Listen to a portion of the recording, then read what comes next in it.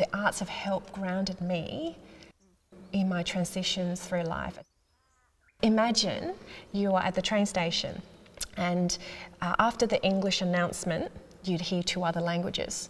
This is the environment I grew up in Hong Kong. And so at home, I spoke Cantonese, but at school, we had English, Chinese, and then we had a separate Mandarin lessons. And it was quite a struggle making that first adjustment. I had to learn to watch TV because that was my receptive language. When I went to school, because I learnt the times tables in Cantonese, I recited it in Cantonese.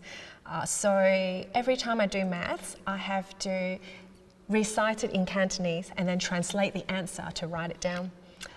In my head, I kind of process art in a different way. So it uses like a non-language. So if I may just describe, or try to describe what's in here. So I might be hearing Dr. Wen explain science, which is quite complicated. And so I'd hear the idea, the words being traveling through my eardrums, past my auditory ossicles, and then being processed in this neurosensory system. And I will see multiple channels, and I could be visualizing a static image, or it could be a moving image in my mind. And then I'll try to relay that in language, may it be Cantonese or in English, depending on where I'm at. Year 10 was the point where I love painting and art. I duxed it in year 10, wanting to go on to be an artist, and I wanted to pursue that. However, at one of those parent year coordinator meetings, I was discouraged to pursue art. Therefore, I went on the STEM stuff without the A. Being me, which is a mixed bag of art science person, I kind of challenged the notion of the way I interpret science. So for example, in my thesis, for each chapter, I visualized an image and I sketched it out. So I had the chapter title and my sketch. Brought it to my supervisor, which was rejected straight away. He didn't like it. He said, you should ask a professional illustrator if you wanted something like that, but this is also the accepted way of presenting academic work is without pencil sketches. If I get to wind back the clock to go back in time to high school, I would have loved the option of pursuing both art and science, as we're now recognizing the significance of art as part of STEAM, really, because art really involves that creativity. And I feel that creativity, it has been, and historically speaking, is the fundamental concept or skills to have for all of our inventions. And the way our educational system is functioning at the moment, as I have experienced it, it's quite in silos. Chemistry is chemistry, physics, arts is arts, and it's almost very little crossovers, and maths as well. So, and I know from, the education background, it is very difficult to integrate ideas and to teach it in an integrated way.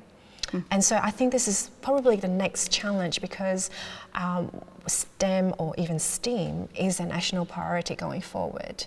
And we need lots of bright minds and creativity to rethink the way we are bringing up the next generation, so that they will have that flexibility and freedom to be growing and developing from a young age in the fields of arts as well as in science and STEM. From my experience with Dr. Wen in the room, obviously I'm from a different field. I'm not in astronomy. And so a lot of the words are newish and jargony, and the way I heard it in my mind with the words, I try to visualize it in my head, and sometimes it's that word picture, sometimes it's some kind of movement. When Dr. Wen was explaining about the neutron star and the black hole merging and coming closer together, in my mind, I had this visual picture of a husband and wife, very different entities, and they're kind of dancing around each other. And when they are dancing around, they're kind of drawing closer and closer. But then my mind cuts to them holding ribbons, golden ribbons in their hands. And so as that movement happens, we can allow the viewers to visualize that pathway of movement like a figure eight.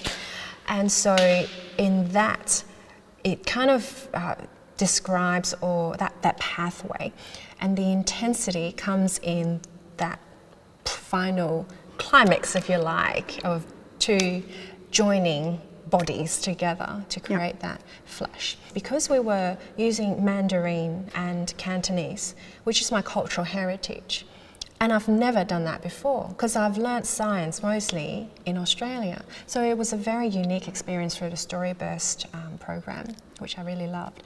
And I think that triggered the thought of visualizing pond, very tranquil. And if you're familiar with Chinese arts, there's often those willow dangling down, and pond and ducks, usually in a pair called yin yang in Cantonese. They are a pair of ducks.